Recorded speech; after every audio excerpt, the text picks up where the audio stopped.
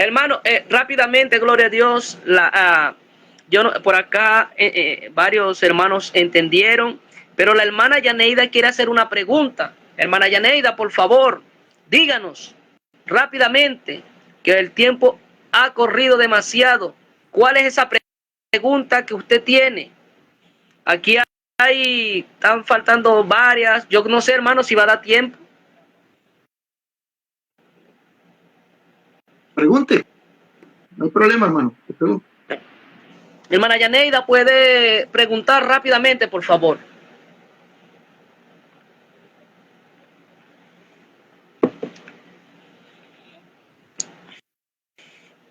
La hermana Yaneida ya está hablando. Aquí usted le puede, hermano, hablar en español purito, porque es una respuesta para ella.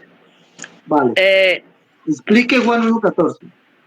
Ya, Juan 1:14, por favor, explíqueselo a ella ahí. Hable un poco sobre Juan 1:14. Ahí no le voy a traducir porque ahí ella es usted y ella. Bueno. Pero bueno, sería bueno también, mi hermano, esta explicación. Bueno, es que todo verso de la Biblia, mis hermanos, mire, no podemos salirnos de dos principios bíblicos. Dos principios. Uno, el mandamiento. Uno, el mandamiento. ¿Cuál es el primer mandamiento? Que Dios es uno y no hay otro además de él. Dos, lo que el Señor Jesús vino a hacer, vino a cumplir todo lo que estaba escrito de él en la ley, los salmos y los profetas. ¿Sí? Entonces, cuando usted lee esto, por ejemplo, esto, mejor dicho, esto es muy grande. De verdad, es muy grande. Es una explicación muy grande. Pero vamos a tratar de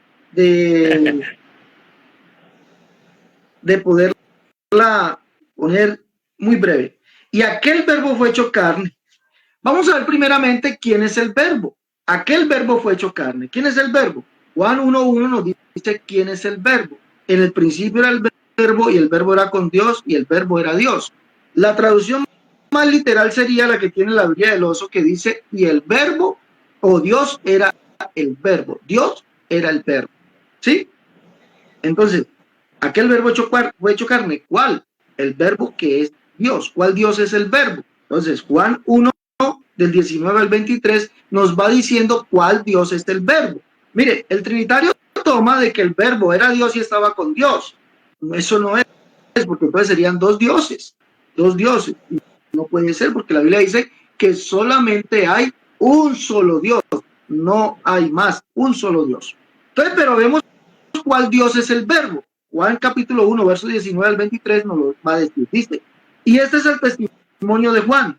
Cuando los judíos enviaron de Jerusalén sacerdotes y levitas para que le preguntasen, ¿tú quién eres? Confesó y no negó, sino confesó, yo no soy el Cristo. Y le preguntaron, ¿qué pues? ¿Eres tú Elías? Dijo, no soy. ¿Eres tú el profeta? Y respondió, no. Le dijeron, pues, ¿quién eres? Para que hemos respuesta a los que nos enviaron, ¿qué dices de ti mismo? Dijo, yo soy la voz de uno que clama en el desierto, prepara o endereza el camino del Señor, como dijo el profeta Isaías. El Señor, el cual Juan venía preparando camino, es Jesucristo. Pero Juan nos dice que Jesucristo es el Señor, el que dijo el profeta Isaías que vendría. ¿Quién es ese? Yahvé o Jehová, Isaías 40. Entonces, cuando la Biblia dice Dios era el verbo o el verbo era Dios, nos está identificando cuál Dios es el verbo. No es otro Dios, es el Jehová del Antiguo Testamento, el cual es el único Dios que vendría mismo a salvarnos. Juan, el mismo Juan, apóstol, en el capítulo 12, verso 12 y capítulo 12, verso 39 al 41, nos dice, en el primer verso nos dice que Jesús es el Jehová, al que vio Zacarías, ¿sí? Al que vio Zacarías, léalo.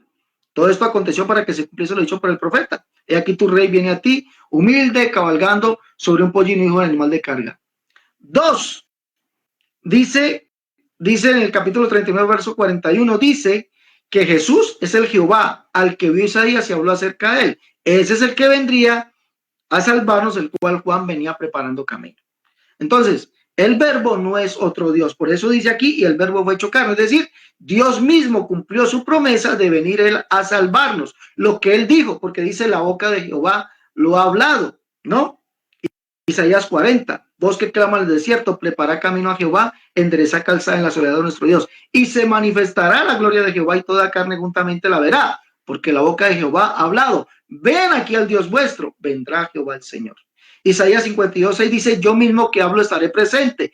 Dios que habla, logos, palabra. Y ese logos vino, solamente se escribió, pero no se hizo realidad. Cuando se hizo realidad, entonces por eso Juan dice, aquel logos, es decir, el logos o la palabra se hizo realidad, fue hecha carne. Dios fue manifestado en carne. Segundo, y dice, y habitó entre nosotros y vimos su gloria. Ya lo explicamos con Juan 17:5. Dios sería manifestado en gloria. Isaías 40, Isaías 35:2, Salmo 102, verso 16. ¿Y cuál es esa gloria? Pues lo dijimos en la explicación de Juan 17:5. Esa gloria es la semejanza de un varón, ¿sí? Dios, el Dios invisible dejándose ver, la semejanza de un varón. Por eso dice, vimos su gloria, porque Dios en su gloria sería visto, él sería visto en gloria, lo dice la escritura. Por eso dice, y vimos su gloria, es decir, vieron al mismo Dios manifestado en carne. Dice aquí, gloria como la del unigénito del Padre. Cuando usted mira quién es el unigénito, resulta que el unigénito no es otro Dios. Por ejemplo, dijimos que Juan dice en Juan 12:12 que Jesús es el Jehová que vio Zacarías, que venía sobre un pollino hijo de animal de carga. Y resulta que en el capítulo 12, verso 1, dice palabra de Jehová acerca de Israel. Y en el verso 10 dice, y mirarán a mí. ¿Quién está diciendo? Jehová. Mirarán a mí a quien traspasaron y llorarán como quien llora por hijo unigénito. Entonces dice, vimos su gloria. Gloria como, es decir, una semejanza. No dice que es el Dios Hijo, no, como el unigénito del Padre. Viene la otra parte, lleno de gracia. Lleno de gracia. ¿Cómo así que lleno de gracia? Pues vamos a ver cuál es esa gracia.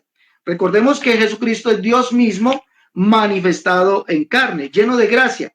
Oseas, capítulo 14, leamos allá. Dice, yo sanaré su rebelión, los amaré de pura gracia, porque mi ira se apartó de ellos.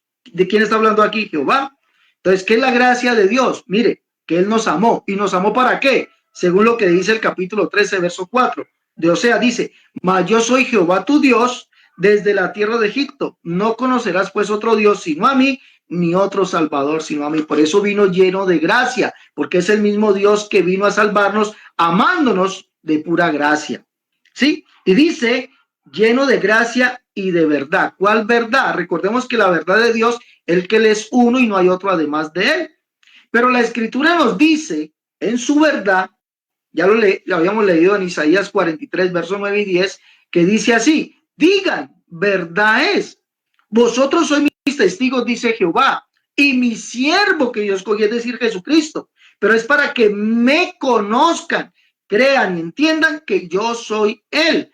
Antes de mí no fue formado Dios, ni lo será después de mí. Yo Jehová, y además de mí no hay quien salve.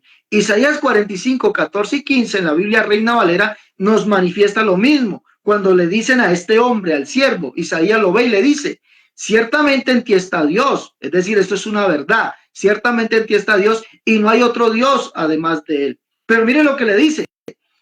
Verdaderamente, esto es verdad, verdaderamente tú, le dice a ese hombre, tú eres Dios que te encubres, el Dios de Israel que salvas, el Dios de Israel que salva. Tú, le dice a ese hombre, tú eres Dios que te encubres. ¿Cómo se encubrió Dios? Tomó forma de hombre, se humilló a sí mismo. Tú eres Dios que te encubres, el Dios de Israel que salvas. ¿Quién es el Dios de Israel? Jehová mismo. Isaías 37, 16 dice, Jehová de los ejércitos, Dios de Israel, que moras entre los querubines, solo tú eres Dios. Entonces, este texto nos está demostrando 100% la unicidad de Dios.